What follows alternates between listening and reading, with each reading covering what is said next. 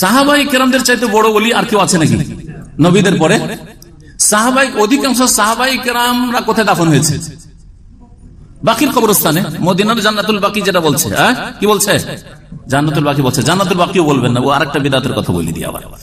বাকির কবরস্থান, ওখানে লেখা আছে এখনো দেখো না মাকবারাতুল বাকি। কি লেখা আছে? মাকবারা। মাকবারা মানে কবরস্থান, মাকবারা মানে কবরস্থান। বাকির কবরস্থান ওই জায়গার নাম ছিল ওই যুগে 1400 বছর আগে বাকি ছিল, আর মাকবারা মানে কবরস্থান। যেমন এখানে লেখা আছে মাকবারা, মাকবারা ওই যে 91 পরে যে আছে মাকবারা লেখা আছে, মাকবারা মানে কবরস্থান।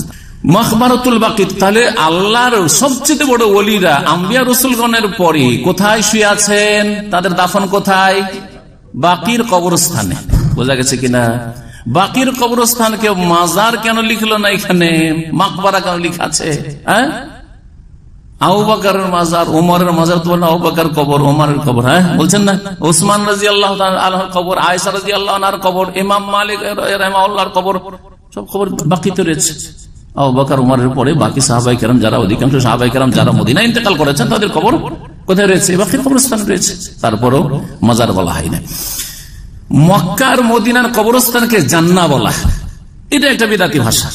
যেমন মাজার আর রওজা বলা আর কবরকে 3 ভাগ করা বিদআত, ভাষাগত বিদআত, তেমনি কবরস্থানকে কি বলা? মক্কার কবরস্থান হচ্ছে আল মুআল্লা, কিন্তু এটা কি বলে? মাকবারাতুল মুআল্লাকে ইন্ডিয়া, বাংলাদেশ, পাকিস্তান লোকেরা বলে জান্নাতুল মুআল্লা। কি বলে? জান্নাতুল মুআল্লা। আর মদিনার কবরস্থানকে জান্নাতুল বাকি। কেন? এগুলি হচ্ছে অতিরঞ্জন। ধর্মের নামে অতিরঞ্জন হচ্ছে বিদআতির লক্ষণ, আর দুনিয়াদারির ক্ষেত্রে অতি ভক্তি হচ্ছে চোরের লক্ষণ। এরা হচ্ছে দিন চোর, এরাও চোর, কিন্তু চোর দুটাই। একটা হচ্ছে ধর্ম চুরি করা, আপনার দিন আকীদা ঈমান চোর, আর আরেকটা হচ্ছে পয়সা চোর। পয়সা চুরি করলে পয়সা গেল, কিন্তু ঈমানটা তো থাকলো। কিন্তু যারা বিদআত করিয়েছে তারা ঈমান চুরি করেছে, শিরক বিদআতে লিপ্ত করেছে। এই ধারণা কি দেয় নাই যে বাকির কবরস্থানে দাফন হইলি জান্নাত, এখানে সব জান্নাতি শুয়ে আছে। এখন যদি কোনো বেনামাজি, এখন মেলাতেও দাফন হচ্ছে বাকির কবরস্থানে বা মুআল্লাতে, ওর নামাজের কোন ঠিক আছে কিনা আল্লাহ ভালো জানে। মক্কায় মরলেই ওখানে কবরস্থান পেয়ে গেল, জান্নাত পাবে নাকি? পাপির দাফন ওখানে হয় নাকি? হয়েছে। নবী সাল্লাল্লাহু আলাইহি ওয়াসাল্লাম সাহাবায়ে কেরামদের যুগটা বাদ দিয়ে ভালো মানুষ ছিল, খারাপ ছিল, সাহাবায়ে কেরাম সকলেই ভালো, এটা আমাদের বিশ্বাস আছে, কারণ কোরআনের কথা এটা। জি হ্যাঁ, আল্লাহ তাদের প্রশংসা করে দিয়েছেন।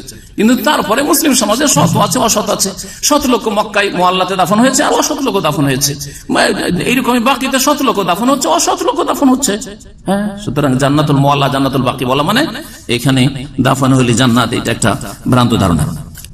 তারপরে আরো মজার কথা, 6 নম্বর প্রশ্ন, সৌদির মাটিতে নাকি কবর আযাব নেই? এতদিন শুনেছিলাম মক্কা মদিনাতে কবর আযাব নেই, এখন সৌদির মাটিতে। তাহলে দাম মামা যদি মারা যেতে পারে তো কবর আযাব নেই, এসব মিথ্যা কথা। জি হ্যাঁ, সৌদির মাটিতে আবু জাহল আবু লাহাব আছে, আর আবু জাহল আবু লাহাব এদেরকে তো ইয়ে করা হয়নি, কি বলছে, ওই হিন্দুদের মতো আগুনে পোড়ানো হয়নি, এদের তো দাফনই করা হয়েছে। বোঝা গেছে কিনা? জি, আব্দুল্লাহ বিন উবাই মুনাফিককে মদিনায় দাফন করা হয়েছে। মদিনায় দাফন করা হয়েছে সবচেয়ে বড় মুনাফিক এই উম্মতে, যে সর্বনিম্ন স্তরে থাকে, ইন্নাল মুনাফিকিনা ফি দারকিল আসফালি মিনান নার, ওর কবর মদিনায়। জি হ্যাঁ, সুতরাং কোথাকার মাটি পেলেন, কোথায় কবর পেলেন, এটা জান্নাতে নিয়ে যাবে না, জান্নাতে নিয়ে যাবে ইন্নাল্লাযীনা আমানু ওয়া আমিলুস সালিহাতি কানাত লাহুম জান্নাতুল ফিরদাউসি নুজুলা। জি।